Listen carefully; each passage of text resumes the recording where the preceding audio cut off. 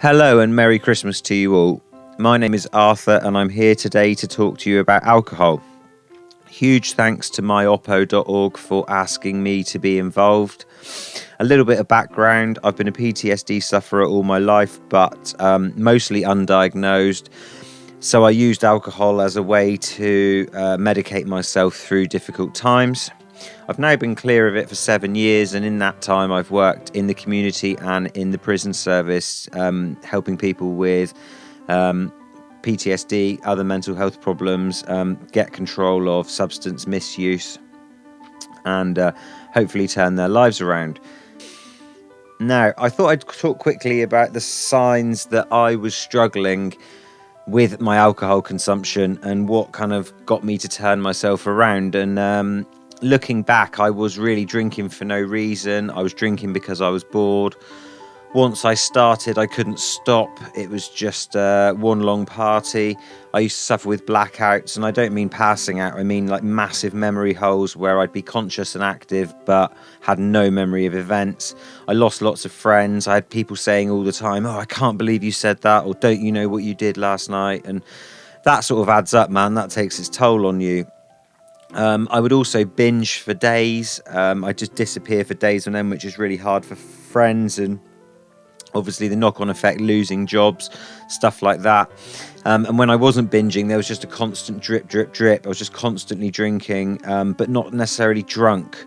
I didn't carry out my duties, my chores, my hobbies, my work, and I would celebrate the opening of a letter. I really would be just any excuse to have a drink. And it's only now that I realised that the symptoms of my illness were what was causing me to want to drink and want to medicate myself. The problem is that the illness was so severe that the drinking and medication of myself made it a million times worse, and I became a handful, very difficult person to deal with, and lost everything essentially. I mean, it's quite the journey that I've been on. So yeah, forgive me for taking a moment just to reflect back. And you know, I suppose the most difficult time of year, this difficult time of year, is that alcohol is everywhere. It's in shops, it's in the adverts, it's on the TV, it's expected to drink. And so I'm just reaching out to people to say that it's okay if you don't want to drink. It's okay if you don't feel like it at this time of year, especially if you're suffering with PTSD or if you know people that do. Alcohol just makes it a million times worse. And I know I'm speaking from my own experience and I can't project that onto everybody else, but I've been away from alcohol for 7 years now, and my symptoms I've been able to temper down and really get under quite a lot of control, thankfully, due to hard work and sort of pushing forward. But that doesn't mean to say that it's easy. And so I want to just talk about the mindset that I was in, and how the illness and the symptoms made me justify everything that I was doing. And so I would say, look, everyone else is drinking, that's why I'm doing it, it's fine. Or I would say a lot of the time, I deserve it, you know. I either worked hard that day, or it was a stressful day, or I just had really, really bad symptoms, really, really bad sleep, and just wanted to medicate. And that's the thing with alcohol. There's nothing quite like it for that sort of medicinal factor. And I'm not at all advocating its use for medicine at all. I'm just saying that I know how much it works, and it's a really powerful antidote. I'd often say, look, I haven't got a problem. I'd compare myself to other people. I'd be saying, oh, look at so-and-so, they drink more than I do, and don't cast that onto me. I'd always pull the, it's part of socializing card, oh, how can you go to the pub and not have a drink, etc. I'd often say, oh, it's not illegal, so how is it bad? The old classic is it's Christmas. That's the number one excuse. But I would just ruin the Christmases with my family because I'd just be completely blotto and just not eat any food.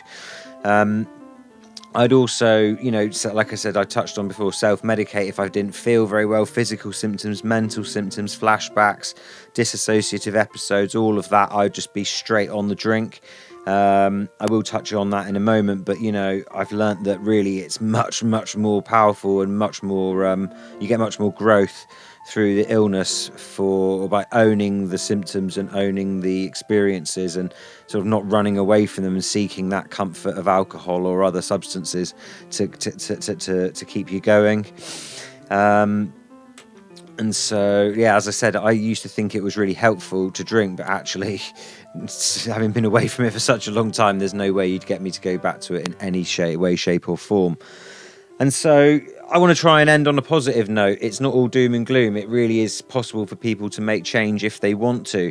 And it's up to people to make their own minds up. But I will say, if what I'm talking about rings true with you or with people that you know, consider looking at ways in which you can change, or you could talk about with loved ones, if it's loved ones that have got problems, how they might be able to change. I think the number one thing for me was recording, when I was able to, recording and sober enough, or recording my input, recording how much I was taking in each day, how much was I drinking in a week, and that really sort of opened my eyes to the problems I was facing.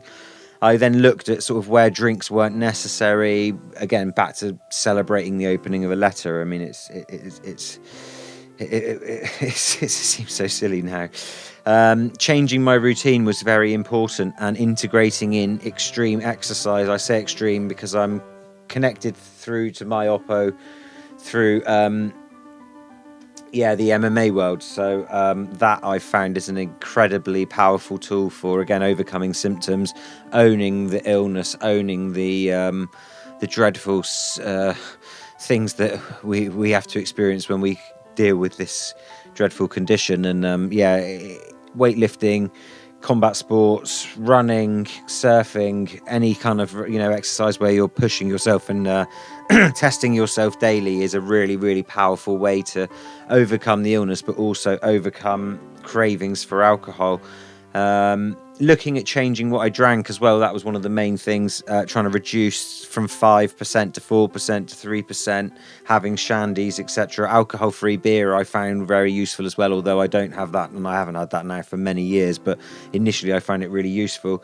The other thing I had to do was assess my environment and look at who were my friends, who was I spending time with, who was I making social contracts with. And a lot of the time they weren't friends, they were just people who wanted me to drink with them to make themselves feel better. And again, that's a massive thing at this time of year at Christmas, people wanting other people to ratify their drinking and make them feel comfortable and say that it's okay. And so my heart goes out to people if people are stuck in that situation where they feel pressure to drink by other people. I also had to look at my lifestyle, what were my stress factors, my work factors. I was always in the pub after work. It was part of the kind of system of working and how you picked up work and where all the other tradies went. And it was something that I just had to sort of went with the territory. But I've moved away from that sort of industry completely now. Again, for my own sanity and my own safety, I know that I can't be in that environment around that kind of attitude and that kind of pace of life without being engaged in alcohol and all those other things.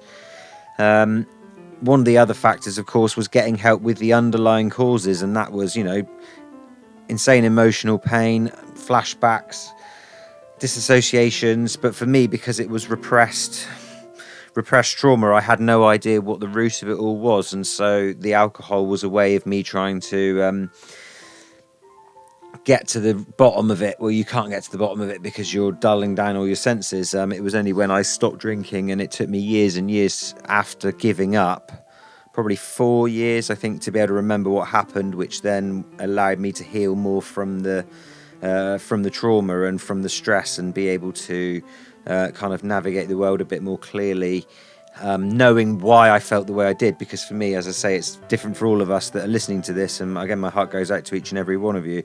We're all going to have many of us will have the trauma from different experiences, and therefore it may work slightly differently. But for me, not knowing why I felt the way I did all my life, for the 35 years of my life, it just drove me bonkers. Now I know what happened, and I can remember.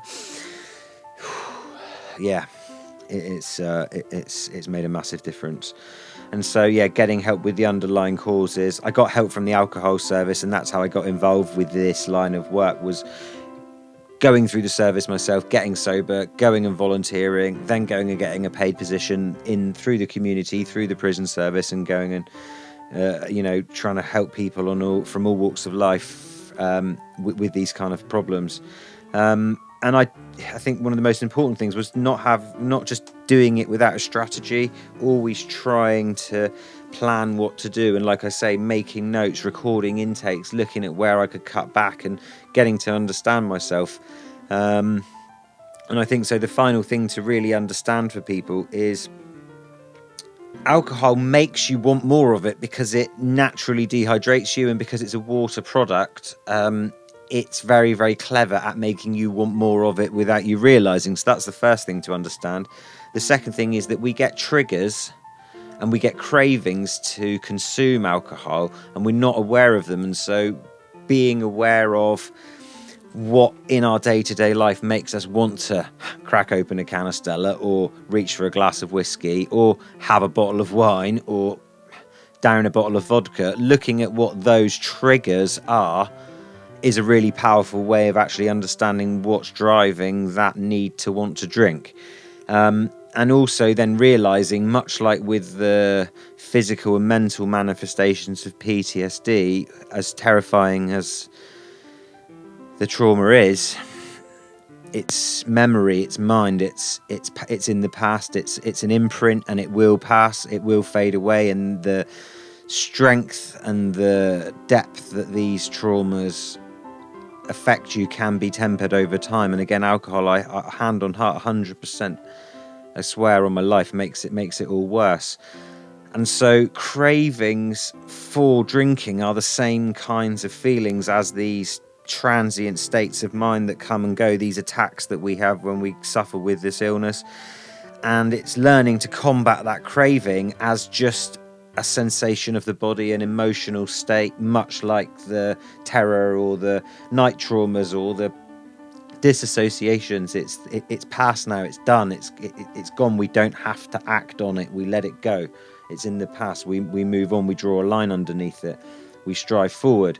And so understanding the triggers that want to make us drink, and then the cravings that are a physical manifestation of that trigger, and recognizing, and I mean a physical feeling in your body that you want to drink, that you have been stimulated by thoughts or by visions or by sounds or by shops or by TV adverts, etc. Understanding that those mechanisms that make you then want to drink will literally make your body feel like you want something, and to have a grasp of that and to understand that and to get some kind of power over it is the key to success.